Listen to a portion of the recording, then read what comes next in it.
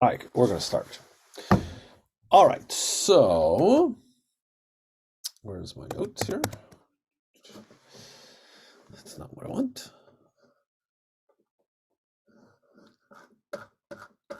Okay, so marriage.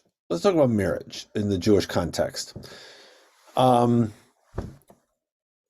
Judaism is very pro marriage, big on marriage. But interestingly enough, while it is absolutely true that the first mitzvah given to human beings is to procreate, that's in the very first chapter of the chapter number 1 in the book of Genesis.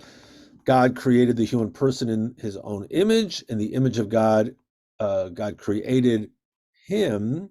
Male and female, God created them. So first of all, that's really interesting that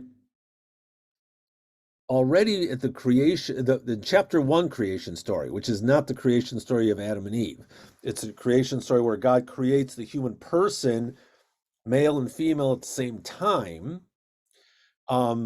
It's important to note that the notion of the image of God is humanity, because male and female, God created them in God's image. Well, that must be a very interesting image because, and it kind of fits, now where we're much more open about gender fluidity. I just find that to be a very interesting verse that the human person is created in the image of God. It doesn't matter really what gender one is born with, because all genders, all examples of that are created in the image of God. However a person is created in the image of God. So there's this so I find a lot of some of, as we looked at last week, where we're talking about, no, it wasn't last week. Where did we? Well, anyway, I mean, there are verses in the Torah that obviously are don't really fit with the way we understand sexuality today, gender and stuff. But to me, this image is always this verse is very powerful. That the human person is in divine image, and then we end up defining that imagery. Um, and then right afterwards, it says, God blessed them, and God said to them, be fruitful and multiply, replenish the earth and subdue it, have dominion over the fish of the sea and over the birds of the air and over every living thing that moves on earth. So that's creation story number 1, talking about the importance of procreation. God wants people to be fruitful. And yet, the first commandment about marriage is talks about companionship. It's not about procreation, because chapter 2 is what we get into the specifics. Chapter 1 and chapter 2 are very different chapters about the creation story. First of all, creation, we just read. Oh, do you have anything to buy? Okay. Chapter 1, what we just read. God blessed them and said, be fruitful, multiply, replenish the earth, subdue it, have dominion over the fish of the sea, over birds of the air, and over every living thing. Some people in the environmental movements have used this to prove that Judaism and Christianity are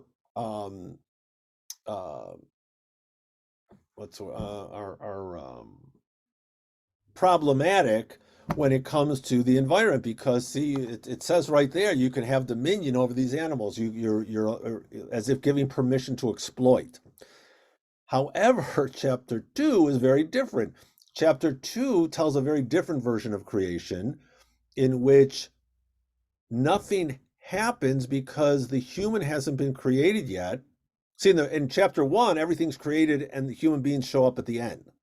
Chapter 1, nothing is happening until Adam, the man, is created, because Adam is the steward. Adam's the gardener. Adam's the guy who takes care of everything. So he's not that in chapter 2, he doesn't have dominion. In chapter 2, he's the servant of the earth and he has to take care of it. And until Adam is created, like nothing's going on in the world.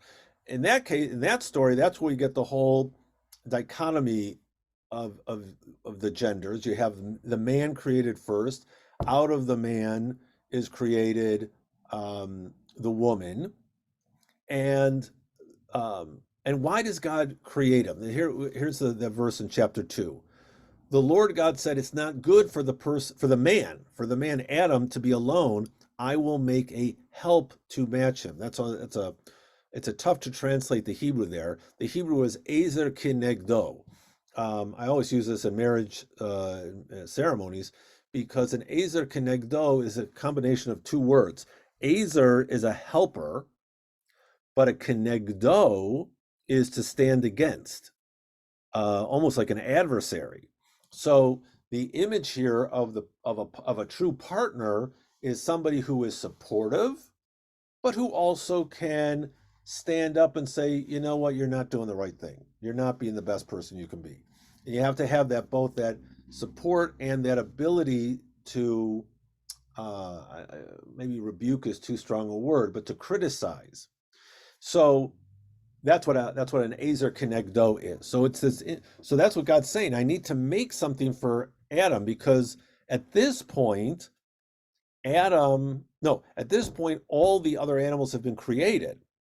In verse 17, God has given Adam the right to name all the animals, and all the other animals have partners, but Adam doesn't have a partner.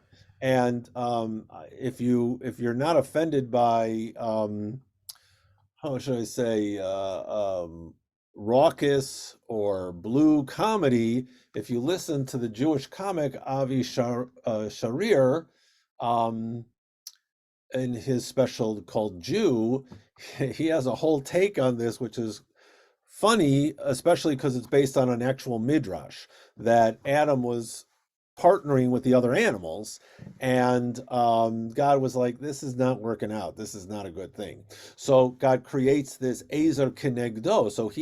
So Adam has a partner too, which is Eve. And then we get the verse a few verses later on.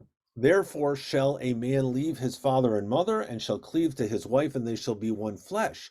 Notice that in chapter 2, the idea is not that man finds a woman or that man and woman are partners because, oh, you got to have babies so that you can fill the world. It's you need a partner. People need companions. Companionship is good. And once again, I would say I find this comforting to be able to read this in the context that we live in, that really, first and foremost, relationships are about companionship. So whether it is a heterosexual or a homosexual relationship, the importance is, or a trans relate, whatever the relationship is, the idea here is that God is saying that partnership is good. And I would go even a step farther and say partnership with one particular partner is very important. That's the gold standard. That's the ideal, because you need that relationship, and with more than one, it's never really it can never be a one-to-one relationship. And that's the strength of a good partnership, is that each partner trusts the other and then feels comforted, and also has the trust that if they can say something critical and still have that relationship. I think it's very hard if you talked about kind of multi-partner groups. But we'll get to the second part today, where we'll see that sometimes those partnerships don't last, don't work out, and Judaism does have an option for divorce. But ultimately, the goal is marriage. And number one, partnership. And in chapter 1, as I said, there is this general understanding that one of the goals is procreation, because if you don't have procreation, the species dies out. But but I find great comfort in the notion that companionship is really what's most important in marriage and in these types of relationships. The third part I would say, besides procreation, besides companionship, the other part of that's so essential about marriage from Judaism's perspective is that two-person relationships, marriages, are the basis of Jewish community. You build community through these families, these family units. Now, obviously, there are many single people. We have single people in our congregation. That's very important. But I think that in general, the notion of finding a partner and then turning over that partnership into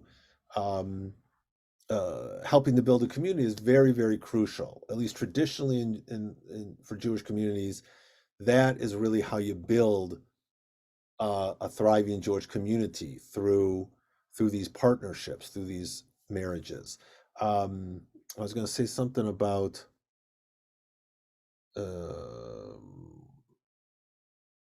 oh, well, this is something that I think is also why I'm a big proponent of marriage is we are all as individuals, we're basically I mean, we can't help it. We're self-centered. I mean, even the most altruistic person has to be some level of self-centered. You got to feed yourself. So, I mean, you got to, take care of yourself. So we're mostly self-centered individuals. To all of us have some level of narcissism. Marriage, assuming it's a good marriage forces the individual to think about the other, to think about at least one other, to transcend the ego, so that we can show as much concern and care about this other, the partner, as we do about ourselves. Now, you don't need to be married to express that, but I think that for most of us, that is the primary way that we give up that egoism. Obviously, then if you have children, that's another factor, that's something else. But usually, the partnership comes first, and then that's transferred onto the children. Well, if you can do that, if you can at least care about one other person, transcend one's ego to care about one other, capital O, then you can take that ability, that emotion, that sense, that sensibility, that character trait, and express it in other directions too. You can care about more people. You can care about your community. It doesn't have to be Jewish community. It could be any community. But I mean, that's, in terms of building Jewish community, we take that sense, we grow to the other, and then from the other, we're able to extend and transcend our egoism towards a larger community, a Jewish community, fellow Jews. So these are the reasons why marriage is so important within Judaism. What I want to do now is look at the marriage ceremony, and I'm going to, at this point, let me go back here, and I'm gonna. Oh, I'm sorry, Michael. Yeah, all of this, I'm, glad to hear this explanation. It makes a lot of sense, but I have a couple of maybe minor questions. Sure. What you said about the Hebrew word for partner, I guess. Mm-hmm. Is there more, let's say, elsewhere in the Bible or the Old Testament about a wife, this partner who's supposed to be able to, say, challenge or advise or something else? At some point, that the wife, in some sense, is still subservient and needs to be obedient, things like that, that ultimately the man has the last word. So that's one question. And the other question is, this business about be fruitful and multiply, I wonder how much that may be connected with the desire to enlarge the Jewish community as a whole, and whether there was any sense, well, 2 kids, 3 kids, 4 kids, that's okay. But 10, 12, and given probably at the time there was a lot of infant mortality, a Oh, limit right. on that part of the relationship. Yeah. So the second question about fruitful and multiply, there's a very famous midrash that explains how the Jewish people got so grew to such numbers in Egypt, which is, the beginning of the story is the Egyptians are like, what's the word I'm looking for? They find the Jews abhorrent because there's so many of them. They're growing, they're everywhere. And so, and the Midrash explains that, well, the reason is because the Jews multiplied so fast, because every time though a woman got pregnant, she had a litter of 6 children. She had sextuplets. So, obviously the Midrash, that was like obviously the ramifications among the Egyptians wasn't good, but it was good that they multiplied and grew so fast.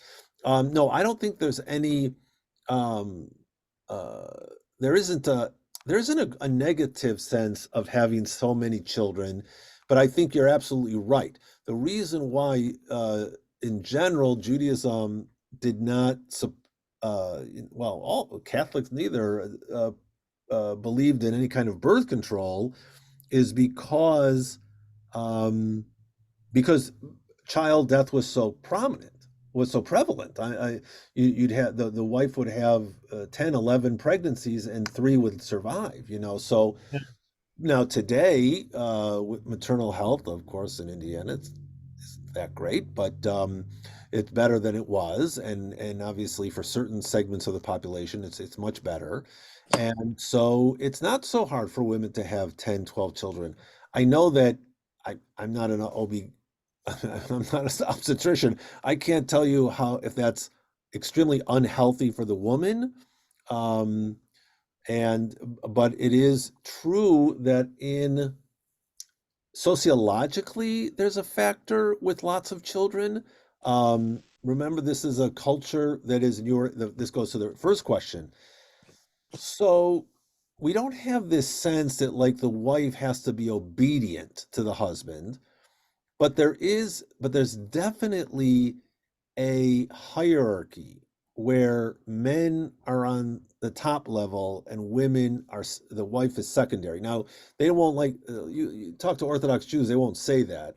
They'll talk about how the differences between men and women in their responsibilities, and the restrictions placed on women are because women are holier than men, so that's why they don't have to observe all the mitzvot. um, they're very special.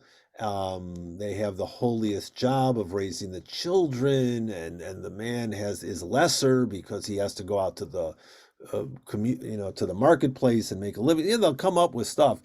Um, so on the one hand, no, there isn't that sense that the husband is the end all and be all, and everybody um, is obedient to the man in the household. On the other hand, there is definitely a hierarchy in the home, and the man is on time. We'll see through the marriage ceremony and the divorce how that plays out in traditional ceremonies. Um, but what was I gonna say about something else about the role of the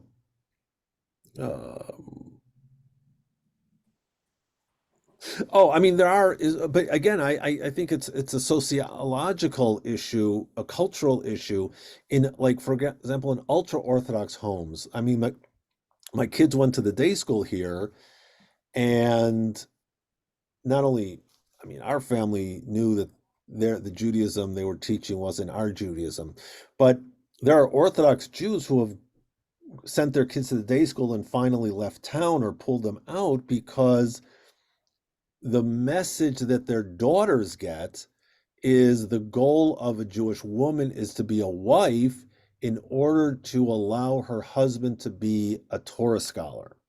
So that's a cultural value, though. You don't see that in. I mean, I don't think that. I mean, I can't think of anything in the scripture that suggests that. Um, And I mean, there's a lot of material in rabbinic Judaism. Some of it is very ugly about women, and some of it is very admirable. So that's the thing about rabbinic literature is, I mean, it's vast.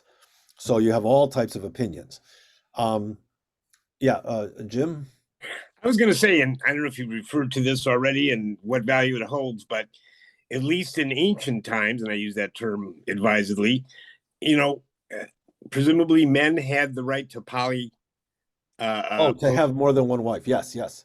And the women obviously did not have polyandry, could not have more than so. I mean, that's kind of an imbalance. Right. That's true. That's true. Right. And I should say something. We talked about this last week, that the mitzvah of procreation is on. So when I said before the lack of birth control is permitted in even the most traditional communities, but it's not equal. That is, women actually can use birth control. Men cannot, because the mitzvah of procreation is on the man, not the woman. Even though the woman is having the kids, the mitzvah of procreation is on the man. And we talked about it last week, that it would be considered, here's an example of sensitivity, it would be cruel to make that obligation on women, knowing until the modern period and even today, how dangerous childbirth is. So it'd be wrong to put an obligation of having children on a woman, knowing that she's the one who has to go through that dangerous situation compared to men. So the mitzvah is on the man, not on the woman, and therefore, there, in cases, women can use birth control. So I have another question, which is that something that still kind of boggles my mind is this whole notion related to Nida, but in this case with childbirth and you have to observe, I guess, the wife has to observe a period of isolation or something, if I'm correct about that. I forget it. Well, not isolation, but yeah, they don't have sexual relations. Okay. But I think they're considered tume, right? I mean, they're not considered spiritually pure following a birth. Ritually pure, right. That's true. And it just always strikes me as just I don't know what. No, right. There's another inequality, right? I mean, obviously, and Jews aren't the only ones, right? The whole notion of that the blood taboo, menstrual cycle being something dirty, all that stuff is obviously something that is in many cultures, and it's in Judaism as well, that not physically dirty but ritually impure, and so therefore there was impositions on the women that and even if I could understand that for the menstrual cycle, it's like, really, that's imposed on giving birth when it's probably inevitable that there will be some blood loss, and yet now you're considered ritually impure for something that there's a strong encouragement or obligation to do. I mean, it just well yes, but there's a logic to, I mean, I don't, there's an intuitive logic to it, because if a family that follows these rules, these family purity laws, the only, and assuming the wife has a pretty regular cycle, the only time in any given month that they're able to have sexual relations is when the wife is most fertile. Right. So, that, again, if the goal here was procreation, then this is a pre-modern world, but they understood that if you limited sexual relations to the time when the wife was most fertile, you got a good chance of procreating. So, but no, that's the menstrual cycle. But again, now to be declared spiritually impure because you've given birth, and there's going to be. Oh, I see what you're saying. Yeah, Yeah. yeah. That's right, right. Well, I think it goes, it's probably primal, this blood taboo, because obviously there's a lot of blood when a woman Yes. gives birth. Yes. Michael, you had a question? Yeah, given that procreation is a high priority, let's put it that way, Yeah. there must have been cases where I don't know how, maybe the word is barren. The woman is Yeah. barren. Wow. Torah. Yeah, we got And that. it may be that the man himself is impotent in some Right. way. Right. I mean, medically, they wouldn't really understand Yeah. what was going on. But it seems to me to place a tremendous stigma on the barren woman and what would become of her Yes. in this community. Right. Yeah, it is. It was very hard. I was going to say that there's this, the more. Was it grounds for divorce? Yes, right. So, and there are, I mean, in the most traditional societies, yes, if the one, if a couple is together for, I think it's 10 years and no child is produced, that is a reason for divorce, so that the man can, again, the obligation on the man to procreate, so the man can have a child. Now, and it is a terrible stigma, which is why, thank God, we, the conservative movement, and most, I think most, to be fair to most traditional Jewish couples, that's not really observed or followed. But it is hard. I mean, the truth is, yes, it is a stigma in traditional communities for the couple that can't have children. Was there a tendency to blame it on the woman rather than the man? Well, I don't know. I mean, I think that now we know that it could have been the man who was, right. I mean, in the Torah, if you remember all the great stories, all the great patriarchs, the wives are all barren. Sarah's barren. Rivka is barren. We just read about it this week. Rivka's barren, and then she has twins, and then she's like, you know what? It wasn't so bad being barren. And then Rachel is barren. So all of the patriarchs, except for Leah, but all of them are barren at some point. So yes, so that is a common theme, and the understanding is that that it's the well, the Torah never blames one or the other, the male or the female, for barrenness, but it is usually seen as something that the woman is struggling with. She's the one who can't. Hannah, we read it on Rosh Hashanah. Hannah, the mother of Shmuel, barren for all these years, and she's desperate for a child. And the rabbis have a field day with her expression of anger and frustration at God. How come you won't let me do what I'm supposed to do in this world? I'm supposed to have children. So, but I think that I'm guessing that pre-modern times, yeah, probably the assumption was that there was something wrong with the wife, even though we now know, and I don't know what happens today in ultra-Orthodox communities if the man is infertile. Like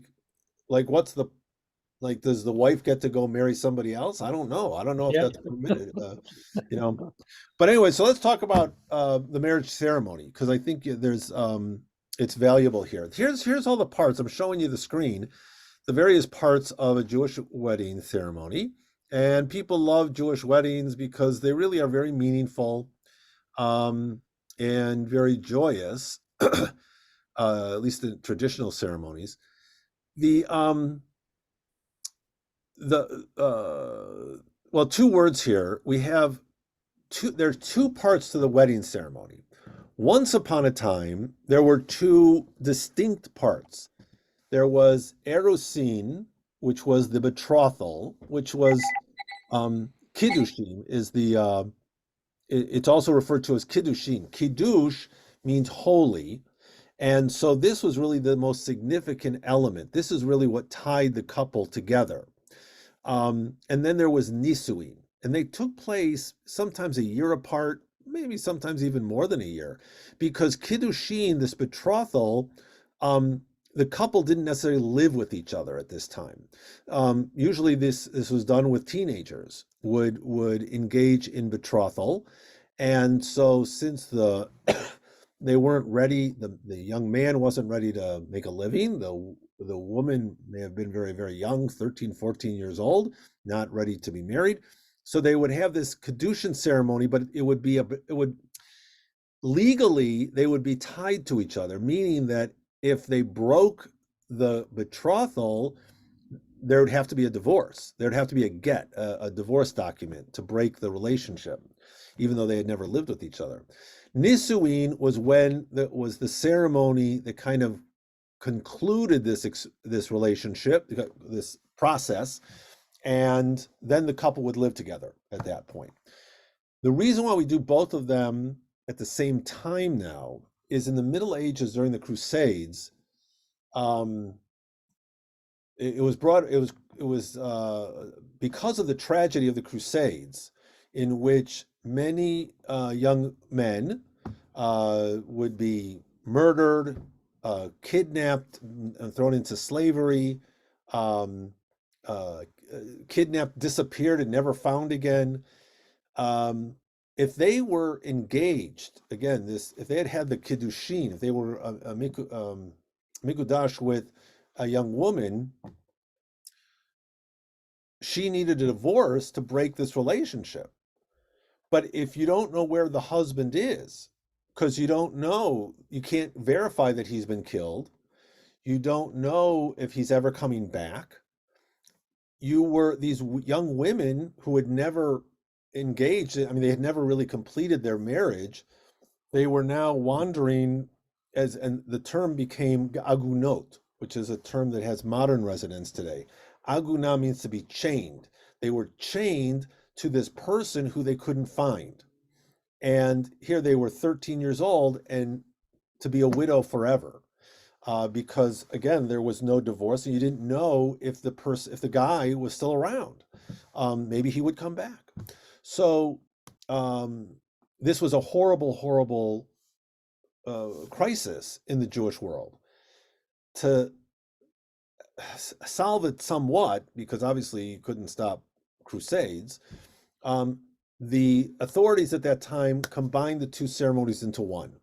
So that immediately the kiddushin would take place at the same time as the nisuin, the full marriage ceremony, and then at that point they would be together.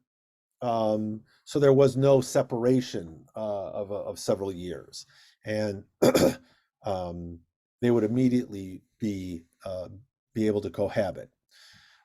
So those are the two ceremonies, and the marriage ceremony is built around these two features. So now to go down here to where we say ufruf, there are some things that take place before the marriage. An ufruf, which just means, it's a Yiddish word meaning to go up. It's basically an aliyah. That would be an honor to the groom-to-be. In the synagogue, again, we're talking about traditional congregations. In the synagogue, the groom would be honored with an aliyah to the Torah the Shabbat before his wedding, the big celebration.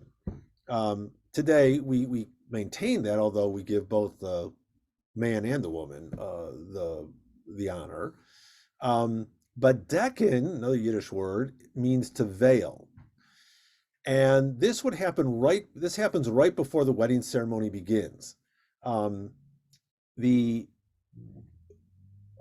man, so where does the ceremony come from of veiling?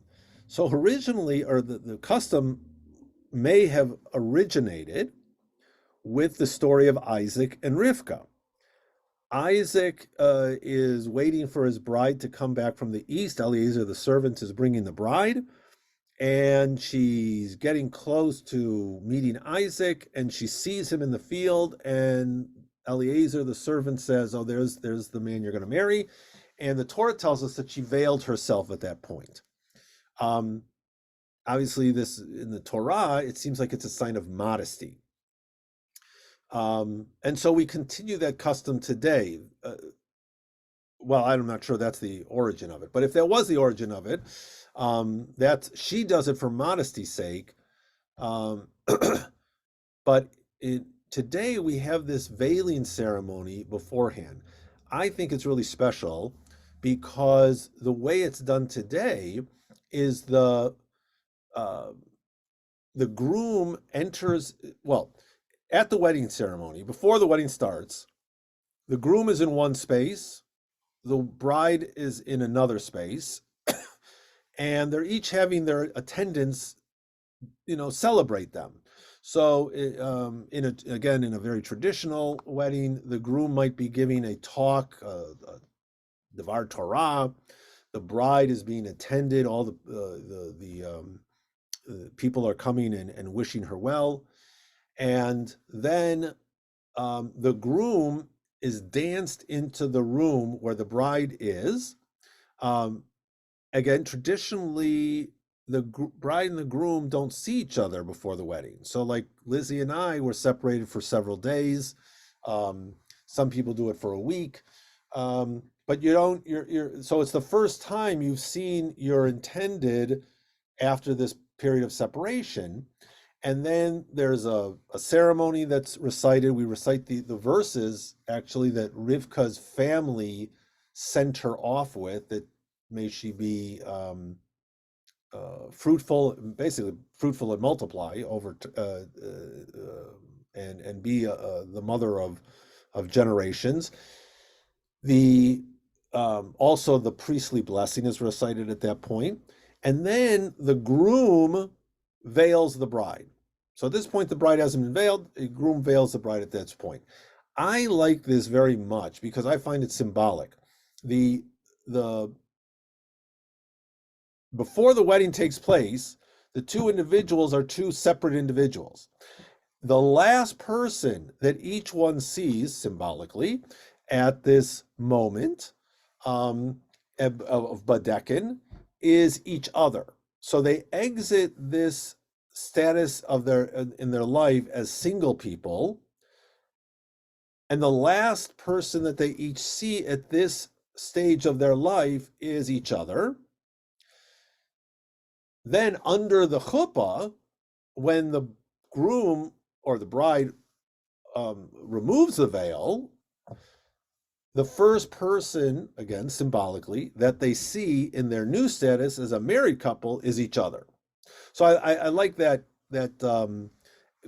closure from one stage of life to the an opening to the next one with each other as this special moment. Anyway, so that's the Badekin. The Badekin is the veiling of the bride. Also as a sign of change of status, we've mentioned this in other contexts. The traditional dress for a groom is a kittel. The kittel is the garment we wear on Yom Kippur, and we wear, and a similar version of the kittel is worn in the not in the grave, in the casket, after the body is prepared for burial, is put in a form of a kittel. So kittel is a stage of life changer. It represents a change of life. And so the groom wears this garment. And again, so this is again a change of status at this moment with the Badekin. Okay, then we get to the chuppah. The chuppah itself is representative of the home that the groom and the bride share.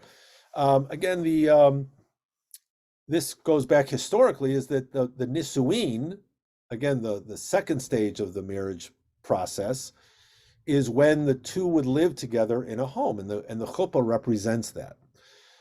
It's 4 poles with some kind of a top. Again, a nice traditional way of doing it is to have a tallis. Usually the groom's tallis is tied to the 4 poles, and that makes the roof, but it can be anything, can be the roof of the chuppah. And while there's no rules about processional in a Jewish wedding, what there is that usually the groom comes down first, the bride follows, everybody stands up for the bride when she comes down, She meets the groom and she begins to circle the groom. Now, nobody knows where this tradition came from. Some people say it's 3 times that the bride circles the groom, based on a verse in Hosea that we recite when we put on our tefillin that says there are 3 statements of I betroth you to me forever.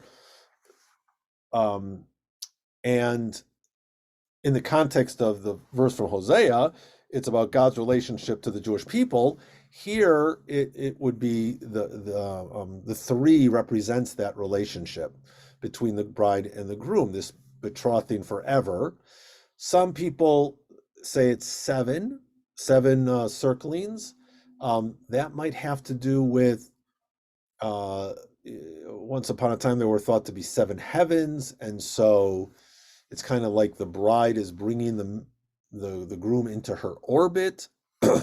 No, but it's not really clear where it comes from, but that is a custom. Now, my sister-in-law had a very beautiful explanation that I usually use, because at a moment in the ceremony, the groom gives the bride a ring. And there's a lot of language that sounds like acquisition when we talk about what the groom is doing in terms of the relationship to the bride. Even the terms in Hebrew are very similar to acquisitional terms. So my sister-in-law's explanation, she's a Talmud scholar, is that there are different ways of acquiring in Jewish law. One way is to give something of value and the person accepts it, and that puts the acquisition in motion. But there's another way to acquire something, which is done with land, is to walk around the land, and that signifies you've acquired it. So her explanation is that this is both the wife and both the bride and the groom go through different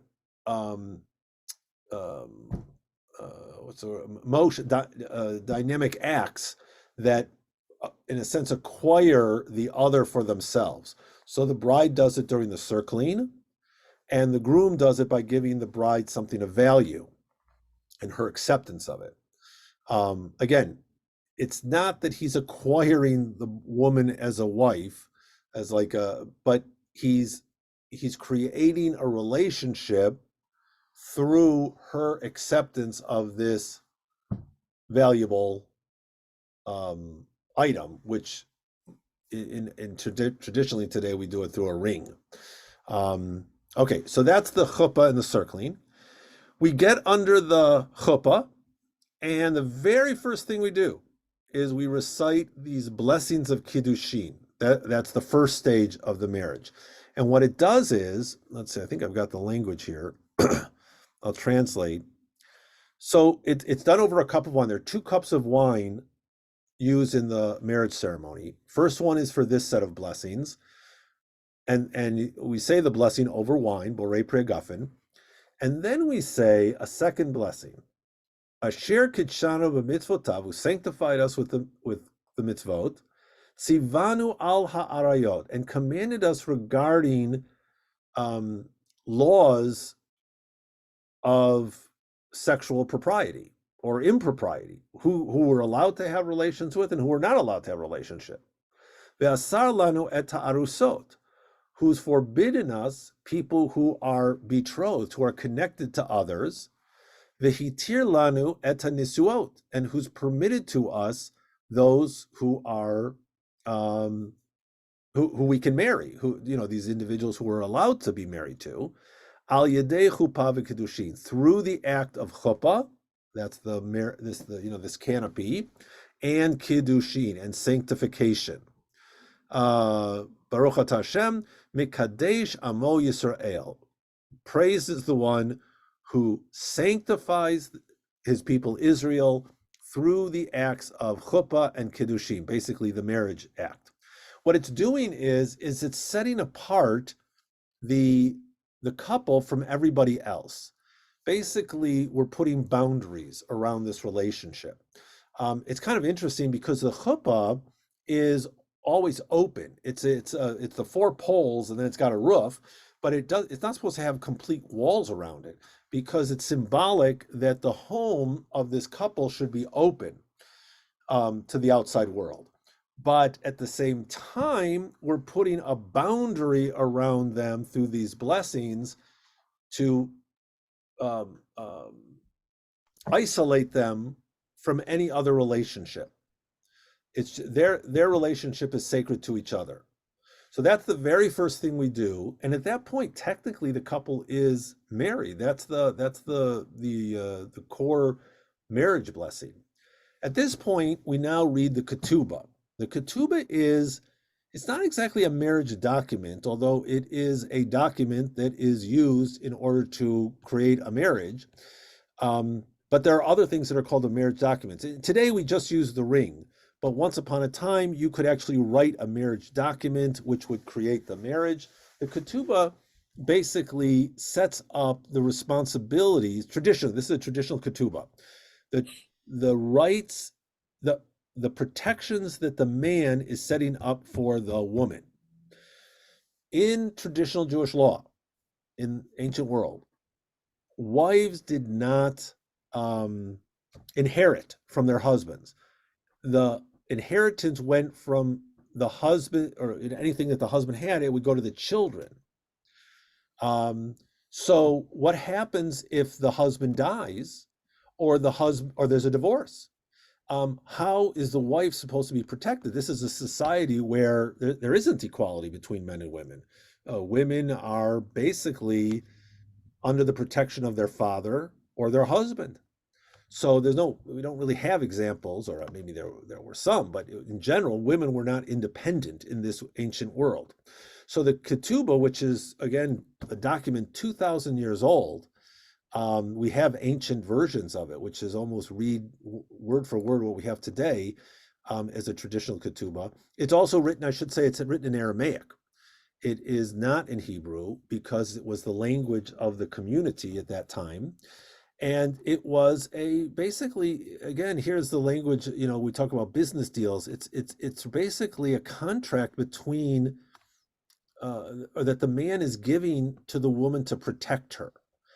And in it says, there's some language about the woman also will, fulfill her duties, but it's mostly about the man fulfilling his duties towards this woman, in case the marriage should falter in some way, should end in some way. The couple does not sign the ketubah. Witnesses to the document sign the ketubah. And so the question is, do you need a ketubah today? Like, nobody would use this ketubah. The amount of money that the man promises to the woman is not even given in monetary terms that we use today. It's in zuzim, which was, again, an ancient form of money. So why do we even use it today? Well, I like it because it sets up the relationship. I think it says another thing about marriage in a Jewish context, that marriage is about responsibility to the other. Even though the traditional version is about the man responsible to the woman and protecting the woman, I like the fact that it talks about marriage isn't just about romance. Marriage is about responsibility and obligation to the other. Today, though, of course, as you can imagine, there are lots of versions of ketubot. And if you go to ketubah.com, they have heterosexual ketubot. They have ketubot for gay couples. They have ketubot that are non-traditional, traditional, all in English. There's a lot of different versions of ketubot. I like the traditional one just for the sake of tradition, but there are lots of different versions of ketubot today that people find meaningful. So usually there's a break between the first part of the marriage ceremony, the kiddushin, and the second part, which we'll get to in a moment. And that break is the reading of the ketubah. So yeah, sometimes they read the entire ketubah. That's a little hard. I used to do it, but it was a little bit, nobody understands Aramaic. I don't even understand most of the Aramaic, so it doesn't really make sense to read the whole thing. But we read a little piece of it. Then comes the ring ceremony. Now, traditionally, and here's a little bit, we're talking before about the inequality or the primacy of the male in these relationships. Marriage and divorce, we talk about the divorce in a little bit, because we'll just do it real quick, is the man, the direction goes from the male to the female. So the male does an act which the female accepts. He's the actor, she's the passive recipient. She accepts the ring. When he gives her the ring, he says the line, Harei at mikudeshet li b'tabat zo kedat Moshe Yisrael. Behold, through this ring, by accepting this ring of value, you are now sanctified to me through this relationship. Of course, today we have in fact, all the weddings I've done, the woman usually gives a ring to the man. Technically, it's a little bit different. She's giving him a gift. He's giving her the vehicle by which the marriage is enacted. But in any case, we try to make it more equal. And then the wife has something to say to the husband when she gives the ring to him. So that part is also very important. The giving of the ring, and the ring itself is I don't know if you can see my ring. It's just a simple gold band, because it's got to be something that the woman can immediately recognize as the value. If you have jewels on it, are what the jewels are worth? Is it fake jewels? Is it this or that? Well, a gold ring, it's something that's an obvious, simple value, something of value that you can recognize. But once you start getting into fancier rings with diamonds on it or jewels of some kind, now, well, how, is it really the value that you're suggesting it is to me? So the ring is always supposed to be a simple gold band, also the symbolism of the wholeness of the circle. At that point, we're ready for the last part of the wedding, which is the blessings of Nisuin, sometimes called Sheva Brachot, because there's 7 of them. I'll go through them real quickly, because it's really a beautiful journey that we go on. First, once again, there's a glass of wine that's used. So you say the blessing over the wine. The next blessing is Shehakol bara lichvodo, that everything is created to honor, everything in the world honors God's glory. So we begin with the creation story. With bara means to create, and so we begin with creation itself. That we're grateful that God created the world, and in creating the world, the next blessing is Baruch atah Hashem Elokeinu melech haolam Yotzer ha'adam, who created the human person. Adam is, of course, Adam, but ha'adam is like the word mensch. In Yiddish or German, it can mean male or female. So we start with the creation of human beings. So we praise God for the creation of the human person. The next blessing says, again, same formula of blessing, Asher yatzar et ha'adam b'tzalmo, who created the human person in your image, b'tzelem damut tavnito, created in an image that is similar to yours, to a framework that is, again, in the divine image. V'hitkin lo mimenu binyan adei ad, and created that human image, that human person, in such a way that they are able to create life from it, to build up from each other. So we can recreate ourselves.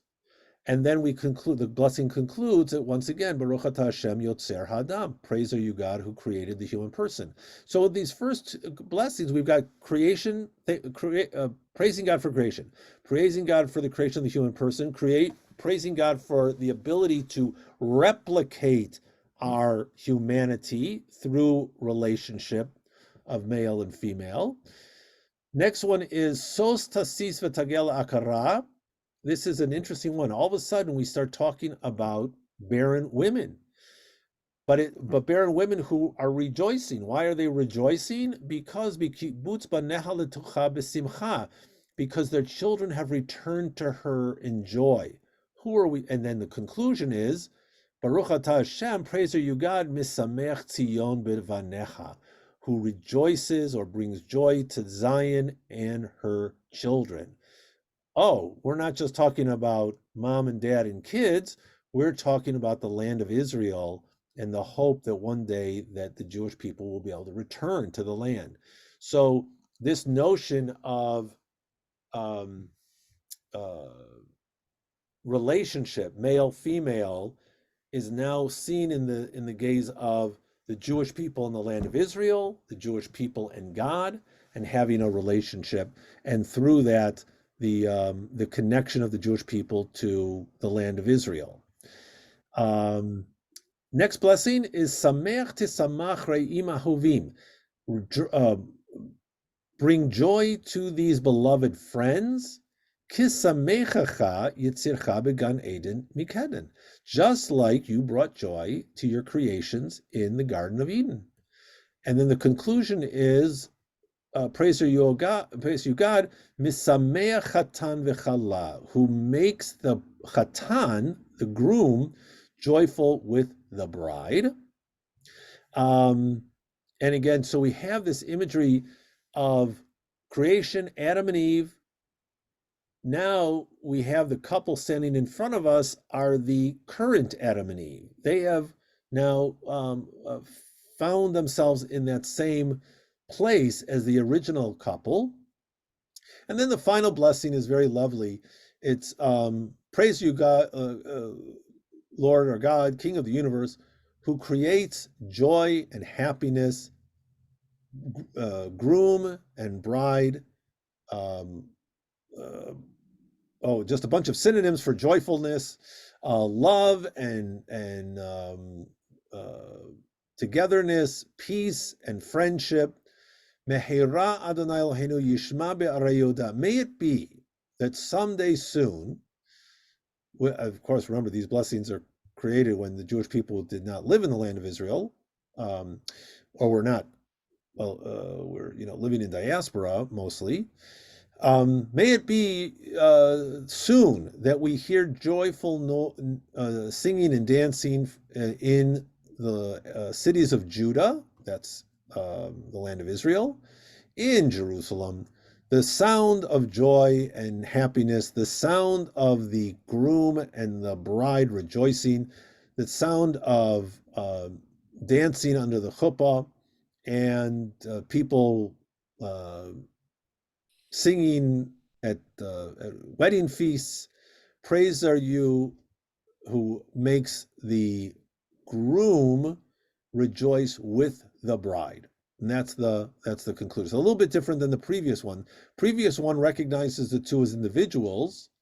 And the last blessing, the Chatan and the Kala, the groom and the bride, have become an integrated whole. At that point, that's the famous moment where the glass is broken. The reason for breaking the glass is very interesting. The origin of this custom is understood to be in the Talmud, where at a wedding feast, things were getting out of hand, and the Talmudic rabbi takes a glass and smashes it and says to everybody, the world's not, the temple has not been rebuilt, the world is broken, chill out. But the irony is that when you break the glass at the wedding, what does everybody say? Everybody says Mazel Tov. So why were you saying Mazel Tov on the fact that the world is broken?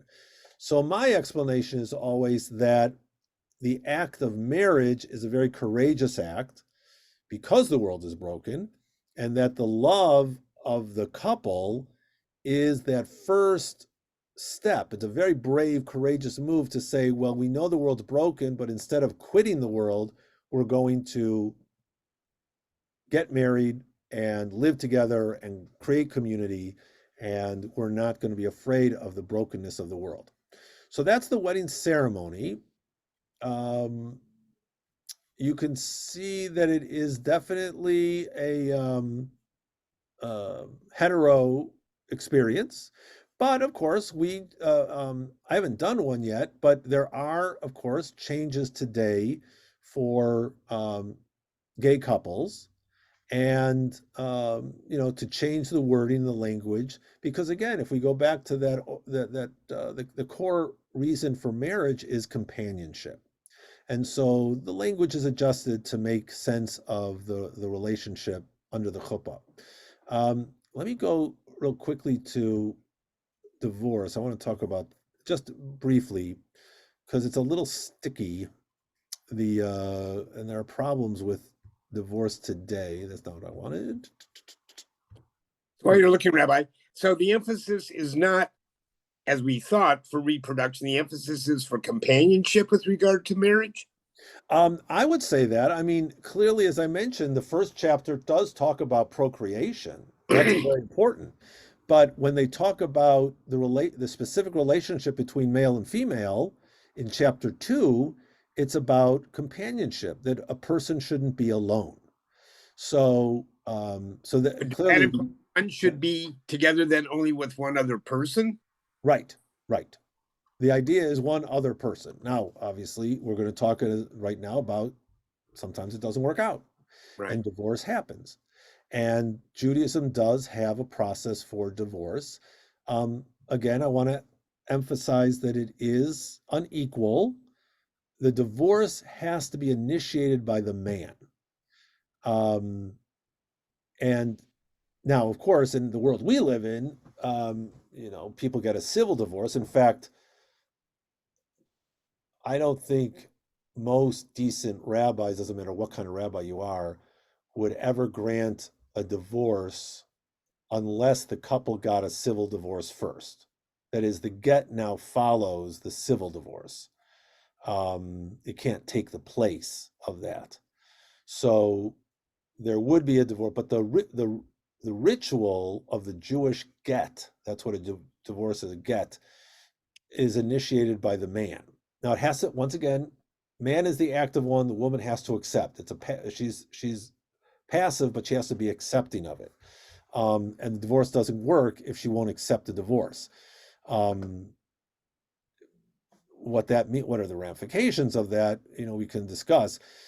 Now the divorce process is a little bit complicated. You can screw up, as one of my teachers once told me. We can talk about marriage because if you screw that up, not a big deal. You, the rabbi, that is. You, the rabbi, screw that up. You have the people sign the wrong place. You say the wrong words. Okay, whatever. They're still fine. But if you screw up a divorce, that's more problematic. So, because it has ramifications for potential children after the divorce. So the divorce process is complicated, as I'll explain in a moment. One reason it's complicated is to make it less common. You can't just, and I don't even know if this is true, but I once was told that in Islam, the husband can divorce the wife just by repeating 3 times, maybe it has to be in front of a court, I divorce you. And then it's over. Now, I don't know if that's true or not, but that's what someone once told me.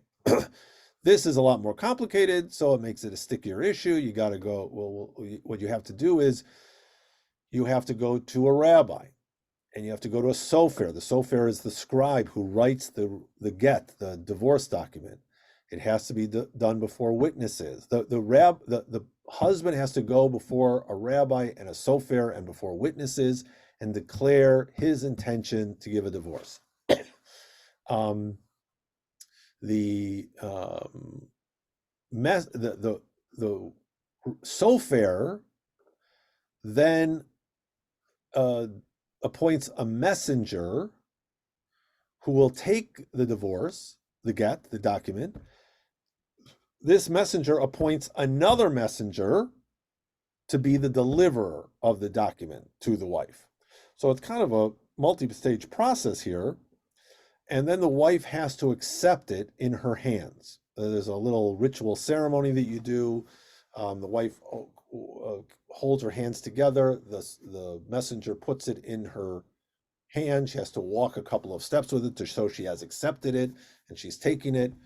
And if she doesn't accept it, then the divorce doesn't go through. Now, what does that mean? Means neither of them can technically get married again. They can't get married unless to a second person unless there's a divorce. Also, now again, this is in traditional Jewish communities and traditional Jewish law. The onus is on the woman. If the woman doesn't get a get, let's say, and but even if there's a civil divorce, this is why it's really important, even if there's a civil divorce, for both parties to get a get. If the woman remarries after she and her husband have separated, but she doesn't have this get document, this divorce document, any children she has after it with this second relationship are considered in Jewish law to be mamzers. Now, a mamzer, we would translate it as a bastard, but it doesn't have the same meaning as in the English word. A mamzer is a child of an illegitimate relationship. And there are a lot of ramifications in traditional law to a mamzer. A mamzer can't marry anybody. A mamzer can only marry another person who's a mamzer, who's a child of such a relationship. And this is, in traditional communities, this is a terrible, terrible deficiency. Now, in the modern world, what do we do? Because once again, you have the agunot problem. Women are in a bad marriage. The husband knows that he has the cards. He has the power, the authority to initiate the divorce. He doesn't want to. And in many traditional communities, terrible corruption goes on. The husband can blackmail the wife. The husband can threaten to withhold the children from the wife. I mean, it's even happened in the, I know of cases in the Orthodox community here in South Bend where it was terrible what the wife, to get out of the relationship, had to go through. The conservative movement and modern Orthodox movement have today, the Reform movement isn't so concerned with ritual divorces. You get a divorce, you're divorced. But in the conservative movement and the modern Orthodox movement, at the time of marriage, another document is now signed. And that document states that if the marriage should end at any point, within 6 months of the end of the marriage, the husband must produce a get.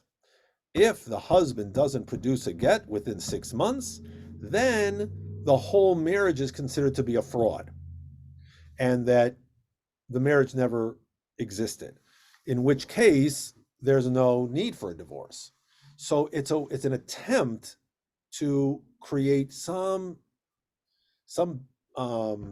alleviation of this terrible problem for women, especially in the society that we live in. Now, of course, that is a concern for people who, for a woman who doesn't want her children to have this stigma of mamzerut. I don't know how many people, at least in the conservative reform movements, are all that concerned about that. I mean, I think it's a shame, but obviously if you're not living within a traditional framework, a traditional communal framework, so what? I mean, no, most people aren't going to be asking for your ID that says, mamzer on it or not mamzer, but it is something but it's important to know that in traditional Jewish marriage and divorce, the dynamic goes from male to female. We have we try to, at least in the conservative movement, which is sensitive to Jewish law, we try to use the law to make things more fair. And so I just wanted to share that there have been efforts to change to modify the halakha so that you won't run into these problems. Okay, so that was marriage and divorce. I want to do a little bit of Hebrew, but first we'll take questions from Jim and Michael. Oh, I didn't just put my hand up, but I did have a question about it, not to get sort of picky-yoon, but you said in the blessings and this, well, in the beginning of the number of blessings under the chuppah, and where it, I guess, sort of reminds you of the purity laws or whoever you can have relations with, and now you're restricted to having relations with your spouse. So that seems almost a little odd, I guess, in a sense, because presumably prior to that, you didn't have authority or the right or whatever to have relationships with anybody. Oh, yeah, right. It wasn't saying that you could, well, you had the potential. Not funneling it down to say, oh, you went from you could have relations with anybody, now you're committed only to your spouse. Well, I'm not saying, okay, it doesn't mean you could have sexual relations with anybody. It means you could marry anybody. You could marry anybody who was not, in a relationship with someone else. Okay. But once you are at this point in the chuppah, you can only have relations with that one person now. Yes. Now you are restricted. So that's what it means. Michael? A couple of kind of historical questions. One is, was there a premium placed on virginity? Yes, definitely. Okay, thought so. Usually the case. Yeah. Did the wife have to provide a dowry? Yeah. Traditional marriages, yes, the wife would provide a dowry. And then that dowry, the husband is in a sense, he has control over it. So when he can benefit. So let's use the easiest example is she owns an orchard. He has the right as they're being married to eat all the fruit he wants from that orchard or sell all the fruit he wants, and it belongs to him. That's the dowry. Now, in the divorce, if when it ends, the tree goes back to her, but he gets to use all of the fancy term is the usufrucht, and so he has control of that. So there is a dowry. Yeah. Third question. Yeah.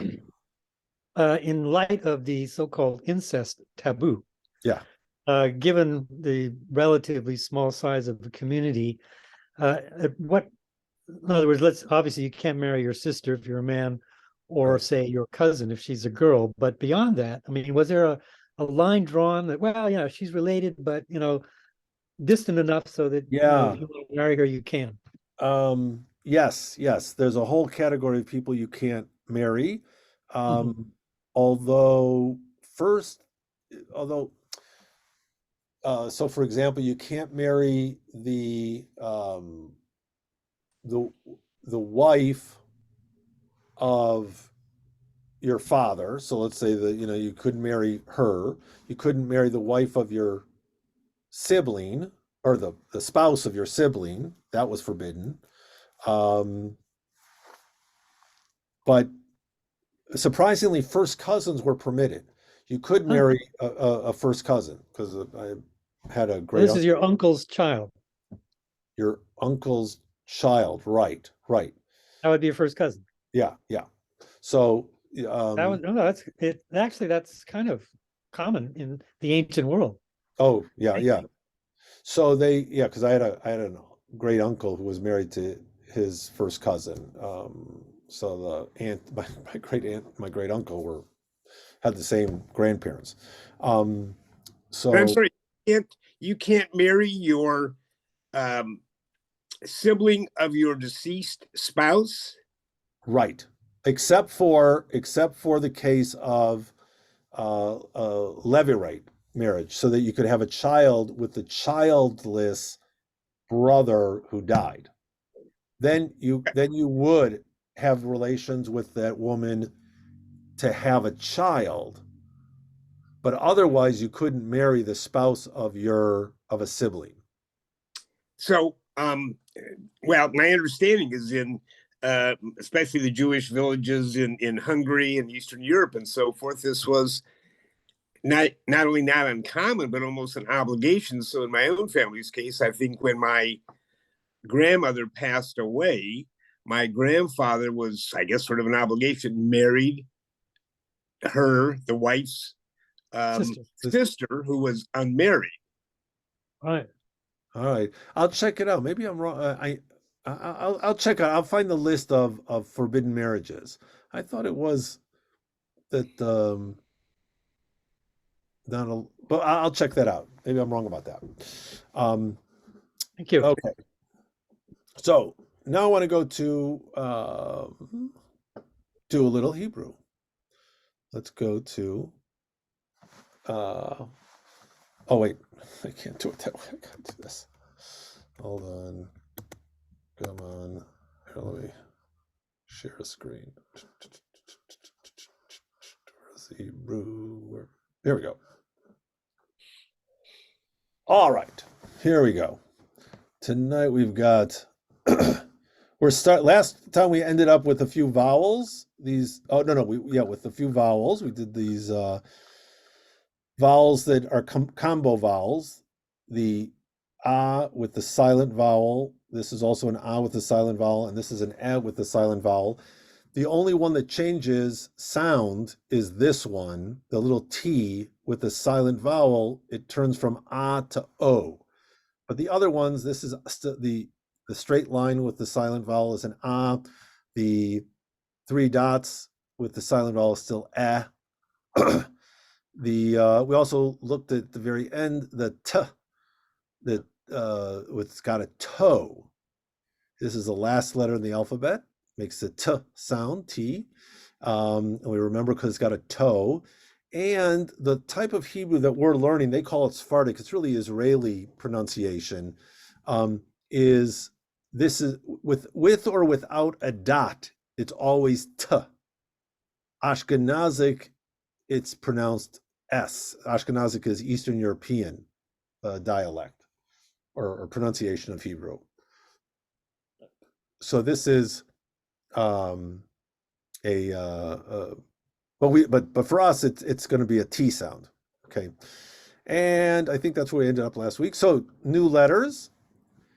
Here is the letter shin. Sh. And you see here the key is it's got a dot over the crown or the arm on the right. And the way to remember it is that she is always right. That's what my wife tells me all the time. She is always right. So this is the sh sound. So here we are with our vowels. Line 1. Sha, sha, she, she, she, she, show, shu, shu. And line 2. She, sha, tish, ah, ish, aish, shemu, ale. Sha, mash, shemesh, shar, sheer, shame, Shabbat, Shalom. Moshe. Here, notice that the little dot, which makes the O sound above, is doing double duty. It's also the dot for the shin. So you'd only need to put one dot there, and it's Moshe, Sho, Mer, Shabbat, Tishu, Va. All right, so here's a phrase we say every Friday night. Shabbat Shalom.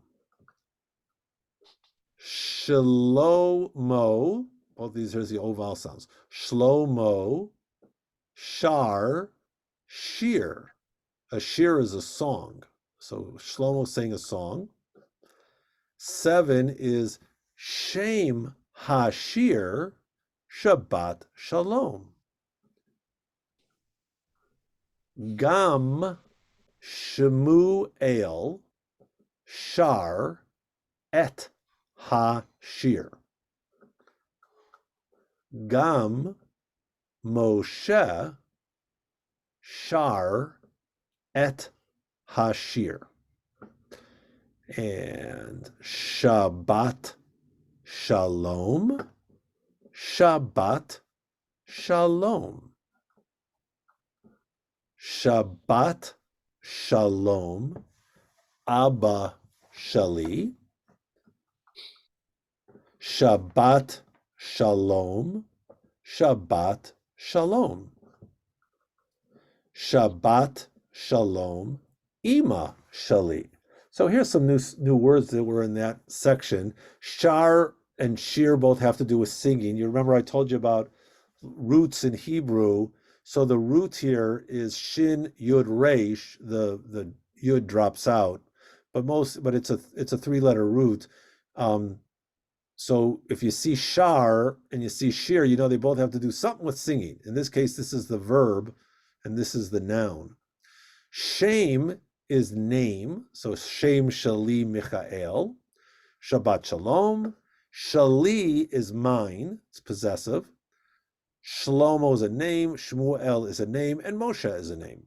Okay, let's skip this one just for right now because they're just doing practice. Let's do this letter, Sin. So Shin has the dot on the right. She is always right. But sin, when you see the dot on the left side, it's no sin to be a lefty. All right, so here's all the sins with the vowels.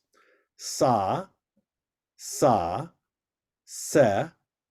say, see, so, see, su. Okay. Sisu, Samu, oh, here's a shin, Shama, Sim, Simi, Sava, Sheva. Sova. So here's the example on the other side. There's no vowel underneath the sin, right? But you can't have a Hebrew letter without a vowel. You got to have something underneath there, at least 2 dots, or at least you can't have it at the beginning of a word. You can't have it because you got to be able to pronounce it. So the dot here must be doing double duty. Sova, Sas, Shesh, Salma, Ose, Asa, Asor. Okay. Sarah,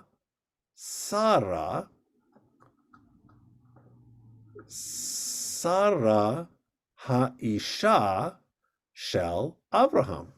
Sarah's the wife of Abraham. Shabbat, Avraham ba. Avraham Omer, Shabbat Shalom, Sarah.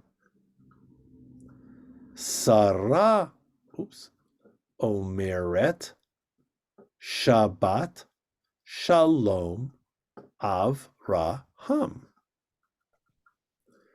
Sarah, Shara, Shabbat Shalom, Shabbat Shalom. You notice here it's very tricky there. You got this one has got the left side, Sarah, and this has the dot on the right side, Shara.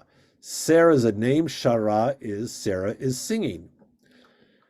Shabbat Shalom, Avraham Shali. Avraham Shar, Shabbat Shalom Sarah Shali. So again, and this is the name of the morning prayer. Sim Shalom, grant or place peace upon us. Some of the words that we saw in that one was, well, Sarah's a name. Shara sings. Isha's a wife. Isha shel. Shel is always possessive of. Okay. Now, here is another letter, very important letter. Yah. Yud. Yah. It's the littlest letter. They've got it here as yah, as yes. Now, remember, we saw this letter once before in a vowel. It was part of a vowel. Let's see if I can find one here. In this line, you see at the end here, it's not being pronounced as yah. It's part of the vowel e, yehi.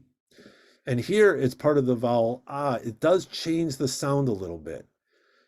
When you see the yud after this straight line, it's pronounced I. So here the yud is part of the vowel though, Elohai.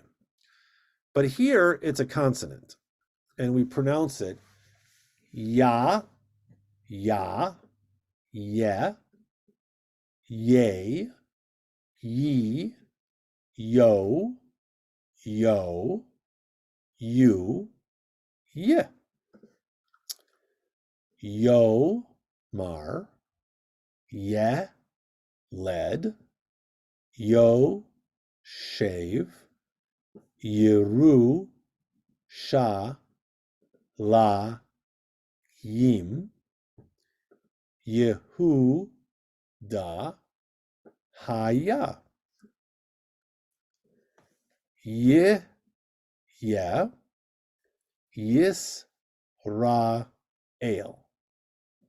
Yehe, Ya, Yehi, Elohai, Ga, and here the yud also impacts on the vowel a little bit. Louis. So when you ever see it doesn't come, it's pretty uncommon, but whenever you see the yud after the u vowel sound, it's ui, Louis. And here once again, the yud affects the sound of the vowel a little bit.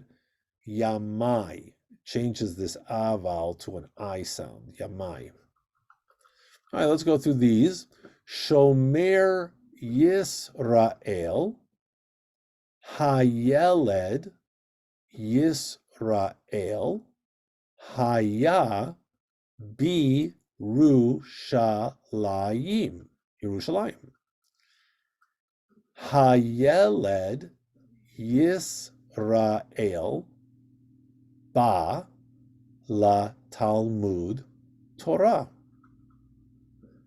Ha-more Amar Yisrael Yodea Shir Ivri. Shem Hashir Shomer Yisrael. The name of the song is Shomer Yisrael, God, the guardian of Israel. Hayeled Yisrael Shar. A Yeled is a little boy. The little boy Israel, because Yisrael can be the people of Israel, but can also be a name of a person. The little boy Israel sings. And what does he sing? Shomer Yisrael Shemor She'erit Yisrael Al Yovad Yisrael Ha-omrim Shema Yisrael Sim Shalom. Sim Shalom. Sim Shalom Al Yisrael. And here's the little box we have. Shalom Al Yisrael. Peace be upon Israel. All right, so let's stop there. It's 9 o'clock. All right. So we will meet again next week. We're going to talk about death. Oh, that should be a fun one. Yeah, we'll talk about death and death customs and mourning practices. And then I think the week after that, we're going to talk about the afterlife. What happens after death, according to Jewish tradition. I don't think anybody's actually experienced it, but we'll find out what we have to say. All right. Everybody have a good evening. Thank you. All right. Take care. Good night. Thank you.